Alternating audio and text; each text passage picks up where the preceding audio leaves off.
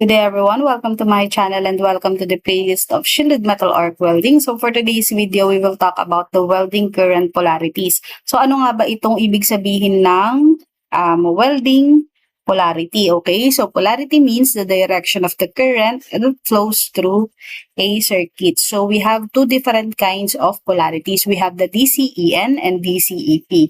So in the DCEN circuit, the current moves from the electrode to the workpiece, while in the DCEP circuit, the flow of current is from the workpiece to the electrode. So what does DCEN stands for? So DCEN stands for direct current electrode negative. So ito po yung wag na wag ninyong kakalimutan. Once nakita ninyo itong word na electrode negative, ibig sabihin yung ating electrode holder ay nakakabit sa negative terminal. Okay? So DCEN is also called direct current straight polarity or DCSP. So what does the DCEP mean? So ang ibig sabihin po ng DCEP ay direct current electrode positive. Ayan, tinatawag din po itong direct current reverse polarity. So ito po again yung palatandaan natin kapag sinabi natin na electrode positive, ibig sabihin yung electrode holder ay nakakabit sa positive terminal. Okay? So, wag po kayong malilito ha. Kapag sinabi natin na DCEN, ito po yung straight polarity.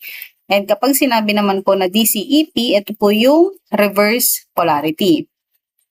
So, the similarities between DCEP and DCEN, ano ba yung pagkakapareho nilang dalawa?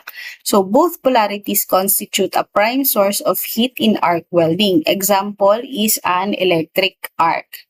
Okay, so welders can apply both DCEP and DCEN polarities for joining of two or more components together. However, results may be slightly different. So, pag-uusapan natin yan mamaya. So, in case of AC supply, so ano bang ibig sabihin ng AC supply? So, AC supply means alternating current supply. Okay? So, both polarities occur repeatedly one after another.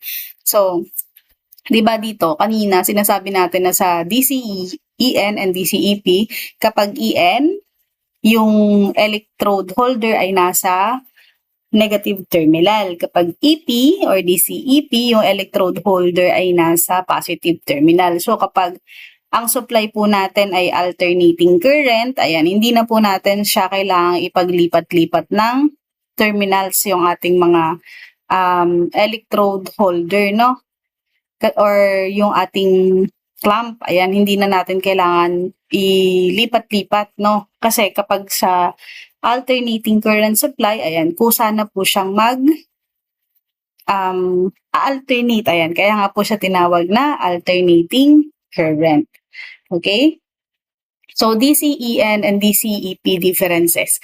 So, isi-shortcut na lang natin to kasi yung ibang mga nakasulat dito ay naipaliwanag na natin sa naunang slide. So, dito, sa DCEN, ayan, chances of high distortion and broader HAZ, ayan. Ang ibig sabihin po ng HAZ ay heat affected zone. Ayan, so ibig sabihin, kapag DCEN yung ginamit ninyo sa pag-welding, ayan, mas visible no yung heat affected zone niya or yung kung mapapansin niyo pag may mga wini-welding tayong bakal, may mga parang rainbow siya. So, yun yung HAZ or yun yung heat-affected zone. So, sa DCEP, ayan, chances of distortion and HAZ is less. So, mas maliit, no, yung chances na magkaroon siya ng parang rainbow, no? Ayan, and then yung distortion naman, ito yung pagkabaliko ng mga bakal. So, DCEN is suitable for high melting temperature, ayan, like titanium and stainless steel. So for DCEP, ito po ay suitable para sa low melting temperature metals like aluminum and copper. So generally speaking po, si DCEN ay hindi po siya suitable para sa mga maninipis na plates. Okay? Or sa maninipis na bakal. Si DCEP naman ay pwede siya sa mga maninipis na bakal or maninipis na plates. So, that's the difference between the two. So, kapag meron po kayo mga nakikita na mga nagtutorial video at sinasabi po nila na ang diskarte nila para hindi mabutas yung mga maninipis na bakal na wini-welding ay nilalagay nila sa positive yung electrode. Ayan, hindi po siya diskarte actually. Ngayon po sa lesson natin, natutunan po natin yung ibig sabihin po ng ating welding polarity.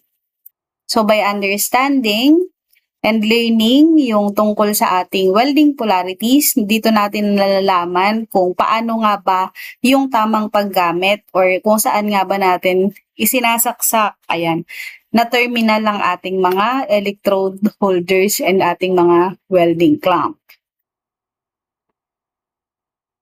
So let's move on to the next. Ayan, why does mostly GMAW use DCEP? So DCEP polarity is widely used in gas metal arc welding. The main reason is that it produces low spatter, stable arc, good weld bead, smooth metal transfer, and deep penetration for welding currents. For gaining good results on galvanized sheets, welders can use some specific wires with chemical composition in DCEP polarity and resulting in an excellent performance. So later on, sa mga susunod na lessons natin, pag-aaralan din of course natin yung mga iba't ibang welding electrodes. Ayan. So, application of DCEP polarity in SMAW. So, the DCEP or alternating current is used in most of the covered electrodes. In SMAW, the coated fluxes for covered electrodes make the welding process the most versatile in terms of polarity. Some of the electrodes provide good performance with DCEP or alternating current and direct current electrode negative or DCEN. So, the covered electrodes as follows. Ayan, we do have here the E6013, E6019, and E7024. So, on the other hand, high cellulose electrodes in pipe welding are used with DCEN polarity. They're as follows. So, we have the 6010, we have the E7010, and E8010. So, low carbon type CRMO electrodes are used only with DCEP. So, we have the E7015 and E8015.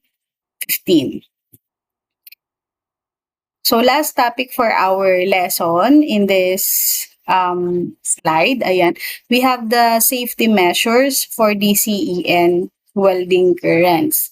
So, first is, of course, wear your personal safety equipment. Ayan, yung ating mga PPE, which is na-tackle na natin sa mga pinakaunang topics natin or pinakaunang videos.